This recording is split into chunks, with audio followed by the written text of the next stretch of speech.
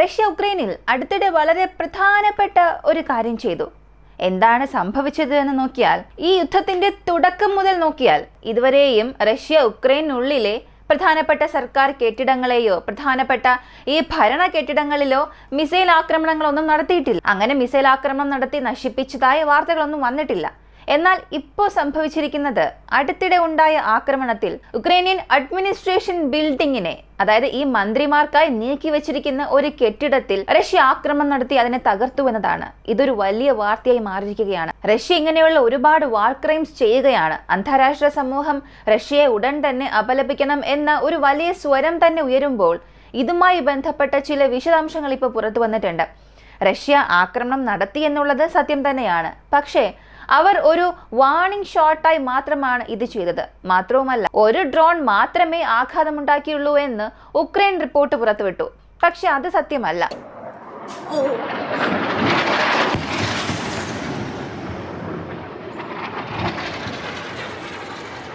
ആ സ്ഥലത്ത് 2 ഡ്രോണുകൾ, ഒരു ഇസ്കാൻഡർ മിസൈൽസ് എല്ലാം പതിച്ചിരുന്നു. ഇസ്കാൻഡർ മിസൈൽ എവിടെ സ്ട്രൈക്ക് ചെയ്തിട്ടുണ്ടെങ്കിൽ ആ കെട്ടിടത്തിന്റെ സ്ട്രക്ചർ തന്നെ ഏതാണ്ട് തകർന്ന് വീണമായിരുന്നു.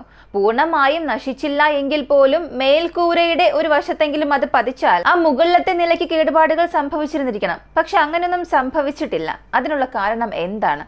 ഇതിനെക്കുറിച്ചാണ് ഈ വീഡിയോയിലൂടെ അറിയാൻ പോകുന്നത്. പ്രധാനമായും റഷ്യ പുതിയ തരത്തിൽ ഒരു യുദ്ധം ഇവിടെ ആരംഭിച്ചു വച്ചിട്ടുണ്ട്. എന്ത് സംഭവിച്ചു എന്നുള്ളത് ഈ വീഡിയോയിലൂടെ വിശദമായി അറിയാം.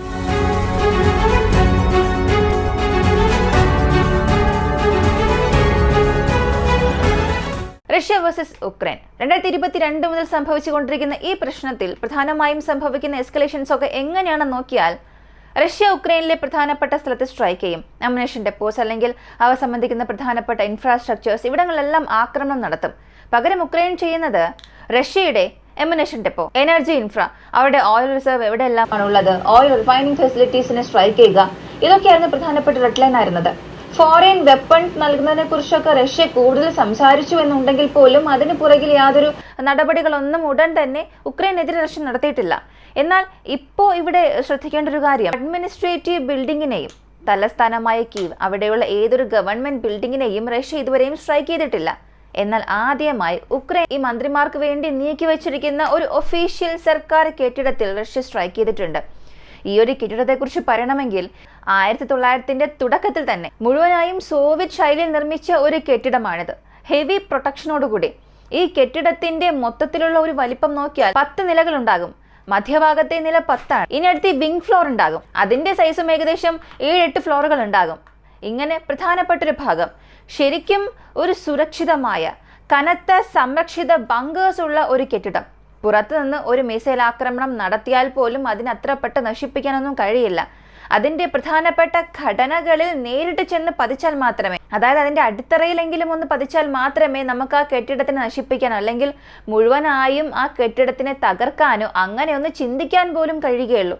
അത്രത്തോളം വളരെ സുരക്ഷിതമായൊരു കെട്ടിടമാണ്. ഇപ്പൊ റഷ്യ ഇവിടെ നടത്തിയ ഈ ആക്രമണത്തെ കുറിച്ച് പറയുകയാണെങ്കിൽ, കൃത്യം ആ മുകളിലത്തെ നിലയിലാണ് അത് പതിച്ചത്. മേൽക്കൂരയ്ക്ക് കേടുപാടുകൾ സംഭവിച്ചു. താഴത്തെ നില ഭാഗികമായി തകർന്നു. അടുത്ത മുറിയിലേക്ക് തീ പടർന്നതായി തോന്നിയാൽ പോലും ഇതിനെക്കുറിച്ചുള്ള വാർത്തകളൊന്നും ഉക്രൈൻ ഭാഗത്തുനിന്ന് വന്നിട്ടില്ല. ഇപ്പോ പ്രശ്നം ഇത് മാത്രമല്ല, റഷ്യ ഉക്രൈനെ ആക്രമിച്ചു. ആദ്യമായി മന്ത്രിമാരുടെ കെട്ടിടത്തിൽ ആക്രമിച്ചു. ഈ പ്രൈം മിനിസ്റ്റർക്ക് ഓഫീസ് കൊടുത്തിട്ടുണ്ട്. ഉക്രൈന്റെ എക്കണോമി മിനിസ്റ്റർ, ഡിഫൻസ് മിനിസ്റ്റർ, ഇങ്ങനെ പല മിനിസ്റ്റേഴ്സിന് ആ കെട്ടിടത്തിൽ പ്രത്യേക മുറികളുണ്ട്. ഇത്തരത്തിലുള്ളൊരു കെട്ടിടത്തിൽ ആക്രമണം നടത്തിയത് ഉക്രൈനിൽ ഒരു വലിയ സ്ട്രൈക്കായി തന്നെ മാറിയിട്ടുണ്ട്. ഇപ്പൊ പ്രശ്നം ആരംഭിക്കുന്നത് എവിടെയാണെന്ന് അറിയണ്ടേ? ഈ ഒരു സ്ട്രൈക്കിന്റെ ഇമ്പാക്ട് കാരണം അല്ല പ്രശ്നം ഉണ്ടാകുന്നത്. ഇത് റഷ്യ ചെയ്ത രീതി, അതിന് പിന്നിലുള്ള അവരുടെ തന്ത്രമാണ്. തുടക്കത്തിൽ റഷ്യ ഞങ്ങളെ ആക്രമിച്ചുവെന്ന് ഉക്രൈൻ പറഞ്ഞു. പക്ഷേ ഒരു ഡ്രോൺ മാത്രമേ ഉപയോഗിച്ചുള്ളൂ എന്നാണ് അവർ പറഞ്ഞത്.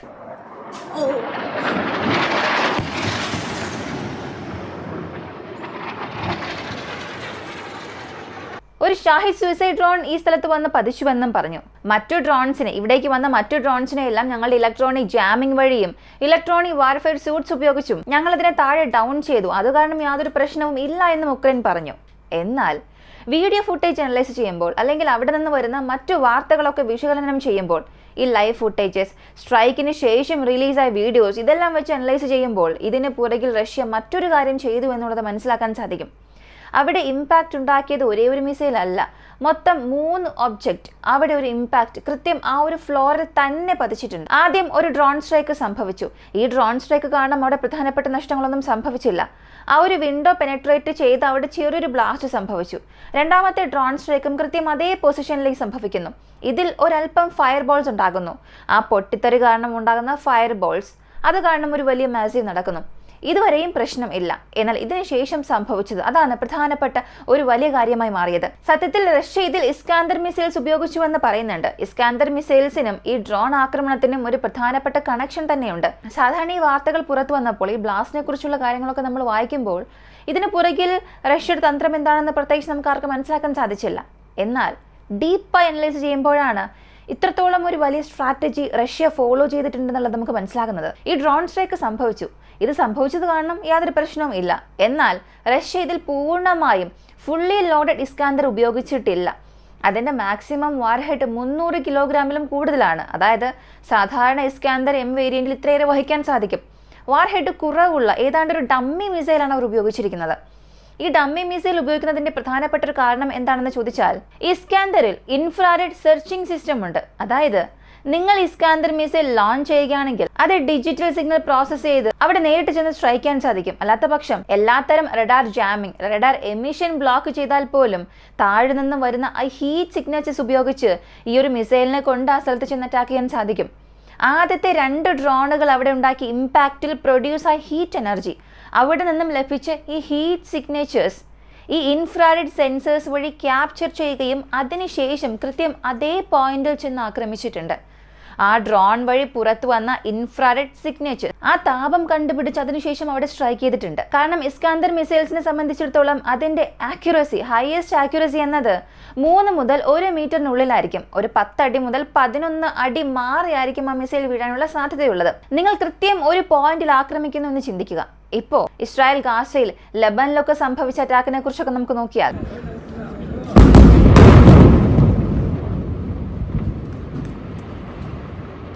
ആ ഫ്ലോറിൽ ഇന്ന മുറിയെ ഞങ്ങൾ ടാർഗറ്റ് ചെയ്ത് ആക്രമിച്ചു, അല്ലെങ്കിൽ ഇന്ന മുറികളെ ഞങ്ങൾ ലക്ഷ്യം വെച്ച് ആക്രമിച്ചു, ഇങ്ങനെയുള്ള ഒരു തന്ത്രമാണ് ഉപയോഗിച്ചത്. പക്ഷെ അവർ ഉപയോഗിച്ചതെല്ലാം ക്രൂയിസ് മിസൈൽ ആയിരിക്കും. ക്രൂയിസ് മിസൈൽസിന്റെ ആക്യുറസി എന്നത് വിത്തിൻ ചില അടികൾ മാത്രമായിരിക്കും, 1 മീറ്ററിലും കുറവായിരിക്കും. അത്രത്തോളം ആക്യുറസി ഉള്ള മിസൈൽസ് ആയിരിക്കും അയക്കുന്നത്. എന്നാൽ റഷ്യ ഇസ്കാന്ദർ മിസൈൽസ് ഉപയോഗിക്കുമ്പോൾ ഒരു കെട്ടിടത്തിന്റെ റൂം നമ്പർ 1-ൽ വീഴണം എന്ന് പ്രോഗ്രാം ചെയ്താൽ അത് 1-ൽ വീഴാനുള്ള ചാൻസ് ഉണ്ട്. എന്നാൽ അതിലും കൂടുതൽ ചാൻസ് ഉള്ളത് റൂം നമ്പർ 2, റൂം നമ്പർ 3 ഇവിടങ്ങളിൽ വീഴാനുള്ള ചാൻസ് ആണ്. അങ്ങനെയുള്ളപ്പോൾ ഈ ഇൻഫ്രാറെഡോട് കൂടി അത് ആക്ടിവേറ്റ് ആയാൽ മാത്രമേ ആ ഹീറ്റ് സിഗ്നേച്ചേഴ്സ് ക്യാപ്ചർ ചെയ്ത് കൃത്യം എവിടെ നിന്നാണോ ആ ഒരു ചൂട് വരുന്നത് അതിൽ ചെന്ന് ഈ മിസൈൽ പതിക്കുകയുള്ളൂ.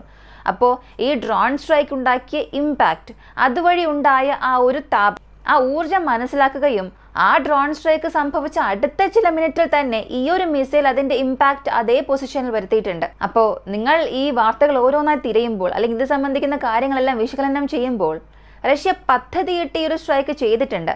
അവർ ഇസ്കാന്ദർ മിസൈൽസ് ശരിയായി ഉപയോഗിക്കണം, അല്ലെങ്കിൽ ആ കെട്ടിടത്തിന് കനത്ത നാശനഷ്ടം വരുത്താൻ അവർ തീരുമാനിച്ചിരുന്നു എന്നുണ്ടെങ്കിൽ ഈ ഒരു തന്ത്രം പിന്തുടരേണ്ട ആവശ്യം അവർക്കില്ലായിരുന്നു. പക്ഷേ വളരെ ലിമിറ്റഡ് ആയിട്ടുള്ള ഒരു ആക്രമണം മാത്രമായിരുന്നു അവർ ഉദ്ദേശിച്ചത്. നമ്മൾ വെടിവെക്കാൻ പോകുന്നത് ഒരു വാർണിംഗ് ഷോട്ട് മാത്രമായിരിക്കണം. ഈ വാർണിംഗ് ഷോട്ട് കോൺസെപ്റ്റ് ഉപയോഗിക്കുന്നത് ഞാൻ ക്യാപ്പബിൾ ആണ്, അതെനിക്കും അറിയാം, നിനക്കും അറിയാം. എന്നാൽ ഞാൻ ഇതുവരെയും ഇത് ചെയ്യാത്തതിന് ഒരു കാരണമുണ്ട്. നിങ്ങളുടെ ടാർഗറ്റ്സ് എവിടെയെല്ലാം ഉണ്ട്, നിങ്ങളുടെ സ്ട്രാറ്റജിയിൽ നിങ്ങൾ എന്തെല്ലാം ലൂപ്പ് ഹോൾ മാറ്റിവെച്ചിട്ടുണ്ട്. ഞാൻ വീണ്ടും നിങ്ങളുടെ കെട്ടിടത്തെ, പ്രധാനമായും ഈ സൈനിക താവളങ്ങൾ, അതുമായി ബന്ധപ്പെട്ട സ്ഥലത്ത് സ്ട്രൈക്ക് ചെയ്യാതിരിക്കുന്നതിന്, അല്ലെങ്കിൽ അഡ്മിനിസ്ട്രേഷനുമായി ബന്ധപ്പെട്ട സ്ഥലങ്ങളിൽ സ്ട്രൈക്ക് ചെയ്യാതിരിക്കുന്നുവെന്നുണ്ടെങ്കിൽ അതിന് പിന്നിൽ ഇത്ര വലിയ റീസൺ ഉണ്ട്. എന്നെക്കൊണ്ട് സ്ട്രൈക്ക് ചെയ്യാൻ കഴിയും, എങ്കിലും ഞാൻ ചെയ്യുന്നില്ല. അതിനൊരു വലിയ കാരണമുണ്ട്. എനിക്ക് അതിൻ്റെ ഒരു പവർ ഉണ്ട്, പൊസിഷൻ ഉണ്ട്, എന്നെക്കൊണ്ട് സ്ട്രൈക്ക് ചെയ്യാൻ കഴിയും. സ്ട്രൈക്ക് ചെയ്യാതെ ഞാൻ മാറ്റി വെച്ചിട്ടുണ്ട് എന്നുണ്ടെങ്കിൽ അതിന് പുറകിൽ ഇത്രത്തോളം വലിയ റീസൺസ് ഉണ്ട് എന്നുള്ളത് സിംബോളിക്കായി റഷ്യ കാണിച്ചു കൊടുത്തിരിക്കുകയാണ്. അവർ വിചാരിച്ചിരുന്നു എന്നുണ്ടെങ്കിൽ ഇസ്കാന്ദർ മിസൈൽസ് നേരിട്ട് 3-ാമത്തെ ഫ്ലോറിൽ ആക്രമിക്കാൻ കഴിയും, 4-ലോ 5-ാം ഫ്ലോറിലോ ഒക്കെ ആക്രമിക്കാൻ കഴിയും.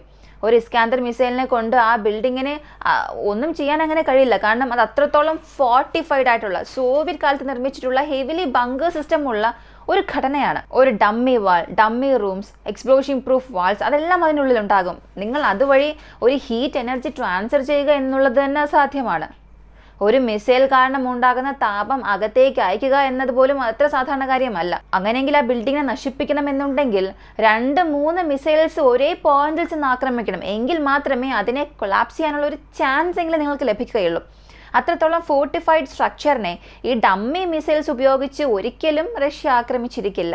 അപ്പോൾ അങ്ങനെ ആക്രമിച്ചിട്ടുണ്ട് എന്നുണ്ടെങ്കിൽ റഷ്യ അതിലൂടെ പറയാൻ ഉദ്ദേശിക്കുന്ന ഒരു വാക്ക് ഇത് മാത്രമാണ്: നിങ്ങൾ ഇങ്ങനെയെല്ലാം ചെയ്തുകൊണ്ടിരിക്കുകയാണ്, യുദ്ധം നിങ്ങൾ എസ്കലേറ്റ് ചെയ്യാൻ തുടങ്ങുകയാണ്. അപ്പോൾ പിന്നെ ഇതെല്ലാം എൻ്റെ ടാർഗറ്റ് ലിസ്റ്റിൽ വരും. ടാർഗറ്റ് ലിസ്റ്റിൽ ഉണ്ട് എന്നതിനപ്പുറം എന്നെക്കൊണ്ട് ഇവയെല്ലാം സ്ട്രൈക്ക് ചെയ്യാൻ കഴിയും എന്നുള്ളത് വ്യക്തമായി കാണിച്ചു കൊടുത്തിരിക്കുകയാണ്. അപ്പോൾ ഉക്രൈന് ഇപ്പോൾ ഒരു ഭയം വരാൻ തുടങ്ങിയിട്ടുണ്ടാകും. ഇതുവരെയും റഷ്യ ഏത് കാര്യമാണോ ചെയ്യാതെ മാറ്റിവെച്ചത് അതിപ്പോൾ ചെയ്യാൻ തുടങ്ങിയിട്ടുണ്ട്.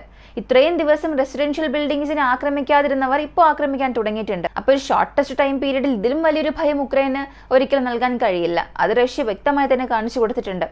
ഈ ഒരു ഒറ്റ സ്ട്രൈക്കിലൂടെ തന്നെ ഉക്രൈൻ പ്രസിഡന്റ് സെലൻസ്കിക്ക് ഈ ഒരു ആക്രമണത്തിന് ശേഷം മനസ്സിലുണ്ടായ ഒരു വികാരം ഒന്ന് മാത്രമായിരിക്കും: ആവശ്യമില്ലാതെ ഈ ഒരു യുദ്ധത്തെ ഇത്രയേറെ വളർത്തിയത് വലിയൊരു പ്രശ്നമായി മാറിയല്ലോ എന്നൊരു ചിന്തയായിരിക്കും അദ്ദേഹത്തിന് വന്നിട്ടുണ്ടാവുക.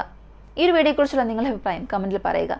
കൂടുതൽ അപ്ഡേറ്റ്സിനായി വോയിസ് ഓഫ് വിക്കി നമ്മുടെ ചാനൽ സബ്സ്ക്രൈബ് ചെയ്യുക. മറ്റൊരു വീഡിയോയുമായി വീണ്ടും കാണാം.